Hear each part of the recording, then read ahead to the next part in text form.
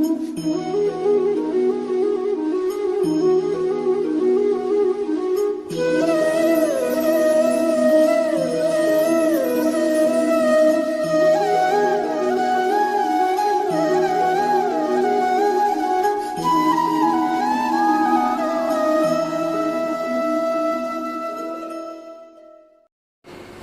ये भक्ति की कमाई जो श्वास उश्वास से ये अजप्पा जाप कहलाता है। कहते इसका जाप करके तू अपना ये दहेज बना, यानी धन जोड़ ले, जो आगे लेकर जाना है, दहेज जो अपने पति के घर लेके जाना है। पहले एक कुरीति थी कि जो लड़की घना धन लेकर आती थी दहेज का, उसका आदर पूरा परिवार करता था। ऐसे हमारे हम भ्रमित थे, अज्ञानता थी।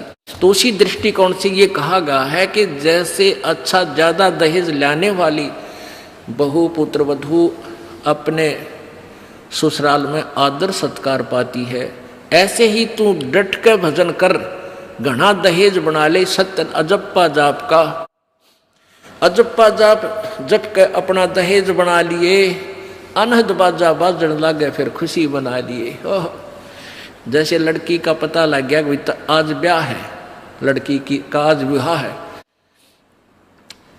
अब कई बच्चे बकाया करें, न्यों कहेंगे ए तेरी बारात आ गई, और फिर न्यों कहें कोई ना आई क्यों राजी हो रही है, यानी उसने खिजाया करते हैं।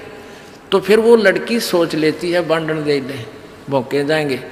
तो कहते हैं जब वो बाजा बाजन लाग जा, तब सोच लिए बात लवा लाग ली कि आगी बरात।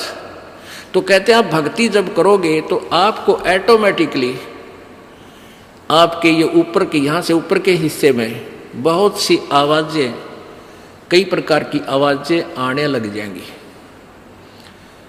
इसमें जो हमें आवाज सुनती हैं ये प्राथमिक भक्ति की लक्षण है, अंतिम नहीं है। हाँ, ये भी सुननी चाहिए, सुनेंगी, आपको अवश्य सुनेंगी, ना चाहते हुए भी सुनेंगी।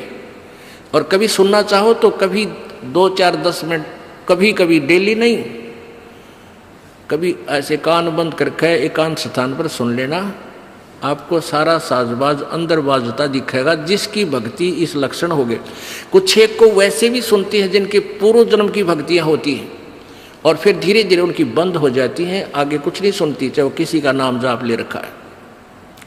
तो वो तो ऐसा सुनना, ये देखना तो ऐसा है जैसे आपने बैंक में कमाई करी की और बैंक में पैसे जमा करा दिए, और उस बैंक की कॉपी न कभी देखना चाहो तो खोल के देख लो।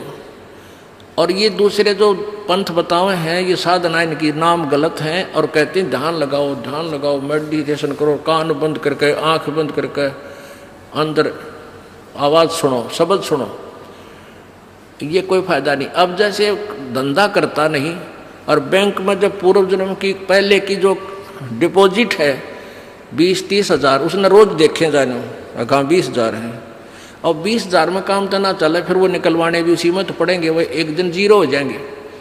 वो तो जैसे आपको ये आभास होंगे किसी भी वस्तु का, जैसे हम हमारी आँखों, आपकी जो भक्ति करते हैं उनकी आँखों के सामने बहुत सी चीज़ें ऐसे चलती दिखाई देंगी। कभी तो ऐसा आभास होगा जैसे कोई मक्खी आ गई, कोई मच्छर जा रहा है, या कोई ऐसी कोई लाइन सी दिखाई देती है। तो ये आपकी भक्ति की कमाई है, प्रतिफल आपको दिख रहा है। और कई एकादा क्या करे हमारे भक्त, एक बहन भगत भाई आया ने बोला जी मैंने तो आँख दिखा ली, मेरी तो आँखों में डिफेक्ट हो गया। वहाँ क्या हो गया कि आगे बेरानी काला काला दिखे जा, नो देखूँ जब भी दिखा, मन तक कई बार डर भी लग जाता है।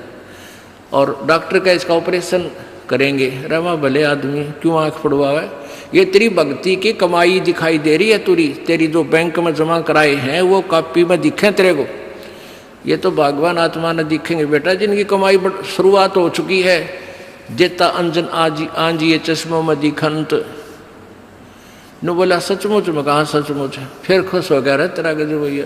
तो ये जो सामने दिखाई देते घबराना नहीं, बहुत से भ्रमित हो जाते हैं, क्योंकि बार बार ये दास नहीं बता पाता आपको। तो प्रत्येक सत्संग में आओगे तो कभी ना कभी हर पहलू पर विचार विमर्श दिया जाता है। तो घबराना नहीं है, ये आपकी आंखों के सामने कोई वस्तु दिखाई देगी, वो आप ही बताओगे, दास बताओगा तो तुम झूठ भी बोल दोगे। तो वो आपकी जितनी कमाई है वो अपने आप बढ़ती जा रही है, उसका लेवल बता रहा है। तो ऐसे अंदर आवाजें आएंगी, कई प्रकार की आएंगी, और उनमें से एक न्यारी आवाज आएगी, एक मुरली की आवाज आएगी। और वो मुरली, वो आवाज जो है, जो इसमें पिंड में जो आएगी, वो यहीं तक की है, ये इस महास्वर्ग तक की है। और जो वास्तविक धुन, वास्तविक जो आवाज है, वो इस अंड और पिंड से पार है, वो सतलोक में है। वो वहां जाकर आपको वो बात बाहर सुनाई देगी। यानी इस शरीर से एक जब आत्मा भक्ति से परिपूर्ण हो जाती है तो इस शरीर से बाहर भी हो जाती है। तो उसको सुनने के लिए ऐसी स्थिति आ जाएगी अपने आप, जैसे आपका शरीर यहाँ बाहर खड़े हो गए, और फिर वो आवाज़ आपको उस सूक्ष्म शरीर के माध्यम से सीधा कनेक्शन उस सतलोक से हो जाता है। वो परले पार वाली मुरली आवाज़, वो धुन, वो झनकार अलग से सुनाई देती है। फिर सेकंड के बाद आप उसी शरीर में होते, आपको पता भी नहीं कि मैं बाहर गया या अंदर ही था। वो बहुत बाद में जाके बहुत लेटेस्ट स्टेज पे ऐसा होगा, पर ऐसा हो या ना हो, आप जैसे दास बताओ, ये खुराक खाते रहो, रोग कटेगा, ये साधना करते रहो। तो क्या बताया है, जाप अजप्पा जप के अपना दहेज बना लिए, और ये अनहद बाजा बाजन लागे, फिर खुशी मना लिए। फिर मान लिए खान तेरी भक्ति चल पड़ी, निकट लागली बात आगे लेने, यानी बरात आगी। आवे बिरहा कबीर लेने, खुश होकर चालिए, और प्रेम की बारिश होने लागे, फिर मलमल नहा दिए। जैसे आपने कल सुना था, बिना प्रेम पावे नहीं चे करोड़ समाधि ला। होय होय, जैसे सूरज के आगे बदरा ऐसे कर्म छयारे, प्रेम की पवन करे चित मंजन झलके तेज नयारे। प्रेम की पवन, परमात्मा के प्रति इतना प्यार उमड़ उमड़ का आपके हृदय में रह के, जरा सी बात मालिक की चले आंखें भरे आऊं आपकी, कुछ दिन में ऐसी स्थिति आ जाएगी। तो ये प्रेम की पवन चलेगी। जैसे सूरज के आगे बादल होते हैं तो सूर्य का प्रकाश निष्क्रिय हो जाता है, और जब हवा तेज चलती है बादलों को इधर उधर फेंक देती है तो सूर्य का प्रकाश जो का तो सामने चमक रहा होता है। ऐसे परमात्मा और अपने बीच में, आत्मा के बीच में पाप कर्मों का गरावा यानी बादल छाया हुआ है। इस प्रेम की यानी सब भक्ति जो क्रिया आपकी होंगी, दान करता आदमी को इतनी खुशी होती है, उस दिन कोई ठिकाना नहीं। और 10 रुपये चोरी कर ले, आत्मा खुश नहीं हो सकती, चाहे 20 लाख चोरी कर ले। और 10 रुपये, 20 रुपये, 1000 रुपये, 2000 रुपये आप दान करने की चेष्टा करते हो, पहले उमंग भर लेती है, और दान करे पाछो तो न्यारी खुशी होती है। तो ये तो क्या बताते हैं, ऐसे जो सब क्रियाएं आपसे कराई जा रही हैं, इनका उद्देश्य है कि आप में इतनी विनम्रता, इतना प्योर हेरिटेड हो जाओ आप कि मालिक के प्रति जरा सी भी चर्चा चले आँखों में पानी आने लग जा, गदगद हो जा। कहते हैं प्रेम की पवन करे चित मंजन, फिर झलके तेज नयारे। तो यहाँ क्या बताया कि प्रेम की बारिश होने लगे, फिर मलमल नहा लिए। यानी ये लक्षण बता रहे हैं, एक भक्त में रह रहकर ऐसे लक्षण आ जाएंगे। एक बुढ़ा आवे मेरे पास, नाम ले रखा उन्हें साल भर से। वो कहता है जी मैं नाम जपन लागू, मैं रोने लग जाऊँ, मेरा रोना बंद कर दिया। राम तो रोना शुरू करवावा तो बंद करवाना आवे, ये तेरे भाग जाग रे भले आदमी, नो कहना शर्म आवे, लोग नो कहीं अच्छा आदमी नाम लेने लगे तो माई लोग की सुनेगा तुम्हारी सुनेगा, नो बता। तो इसे ओपन कर्मी प्राणी है, बुढ़ा आदमी 65 साल का होगा, भगवान का नाम मिल गया, पिछले संस्कार से ही होता सारा कुछ। और ईब नो कह नाम लेने लग गूँ, मैं तो रोने लग जाऊँ। अरे तेरा जी भी भगवान ये सब ने देसा रोना हमारे भगता ने, आँखें में पानी आवे, मालिक की चर्चा हो, ना द्वेष हो, ना राग उठे, ना कोई चोरी करने जी करे, ना कोई जारी करने जी करे, ना बुराई मन में आवे, ये ऐसा जो धुन लग जा। फिर कहते हैं सार शब्द का सुरमा गा लिए, जब पति न भावे।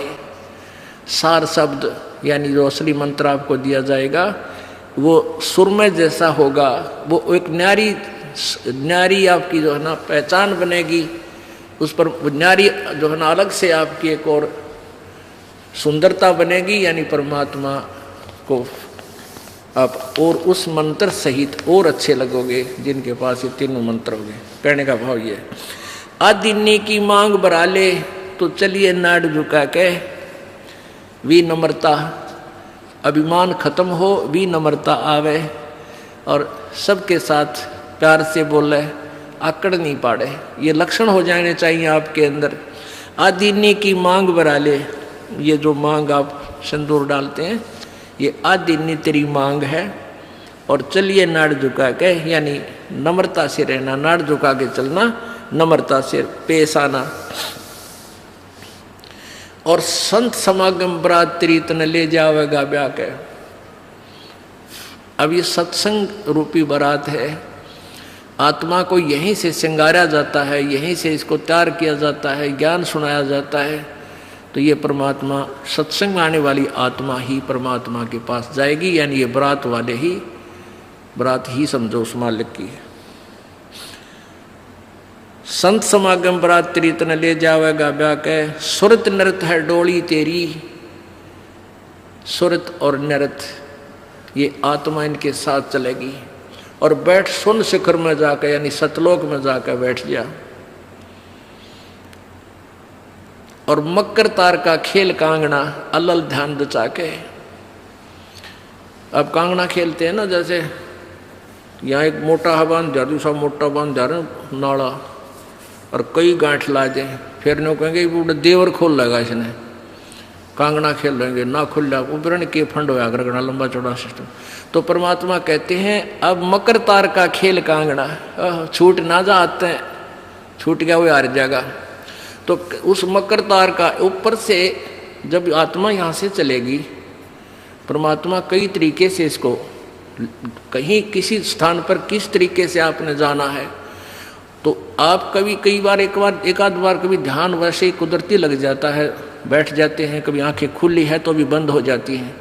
और कई बार ऐसा होगा कि एक मकड़ी के तार जैसा आपको लंबा स्ट्रेट, बहुत उसका कोई और छोरा आप नहीं देख सकोगे, ऐसा तार सा नजर आएगा, उसको मकर तार कहते हैं। उसके साथ लग के आत्मा, जैसे मकड़ी उस तार को पकड़कर ऊपर चढ़ जाती है, ऐसे वो मकर तार का आपको दिखाई देगा जब चलेगी यहाँ से आत्मा संसार छोड़ के। तो एक मकर तार का मार्ग आपको मिलेगा, उसके साथ चलना, उसको छोड़ना नहीं, तो उधर नहीं जाना, नहीं तो मार खा जाएगी।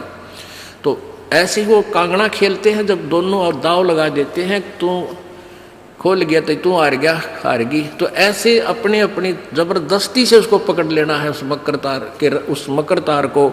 मकर तार माने मकड़ी का तार। ऐसा एक रास्ते में आपको ये गाइडलाइन होगी कि इसके साथ साथ चल, भ्रमित ना होना सतलोक जाने के लिए। वो कुछ समय कुछ स्थान तक मकर तार है, उसके बाद फिर परमात्मा का अलग से मार्ग है।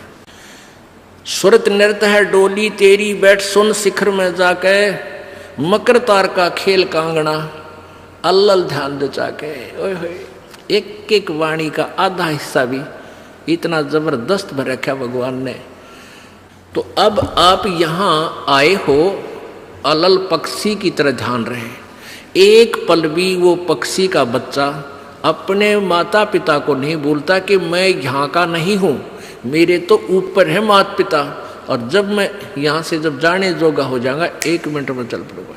तो आप उस अलल पक्षी के बच्चे की तरह यहाँ अब तैयार हो, अच्छी खुराक खाओ राम नाम की, और मजबूत हो जाओ, और चलते समय इस राम नाम की कमाई लेकर ऊपर चलेंगे। अब कहते हैं अलल ध्यान दचा के, वो पक्षी का बच्चा एक पल भी वो यहाँ रह ही नहीं सकता। उसको ये पता होता है, कॉमन सेंस होती है कुदरती, कि मेरे माता पिता वहाँ है, जिस दिन मैं यहाँ से जाने योग्य हो जाऊँगा 1 पल नहीं रहूँ यहाँ पर। तो ऐसे आपने ये हर दिन उस सतलोक में जाने का अलल पक्षी की तरह यू ध्यान लगा के वो जचा के रखनी है, इसको भूल नहीं पड़ने देना।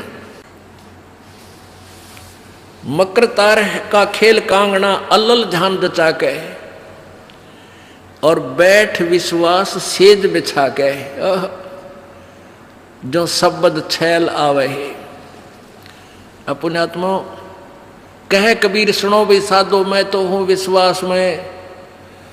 जो क्रिया जो साधना आपको बताई जाती है वो साधना वो है जो सब सदग्रंथों में प्रमाणित है, और वो है जिन महापुरुषों ने परमात्मा पाया उन्होंने भी यही क्रियाएं की। तो आप एक विश्वास रूपी सेज पे, जैसे दुल्हन होती है अपने पति के इंतजार में वो बैठ जाती है, तो ऐसे ही कहते तू अपना विश्वास रूपी सेज बिछा के इंतजार कर उस परम पिता के आने की।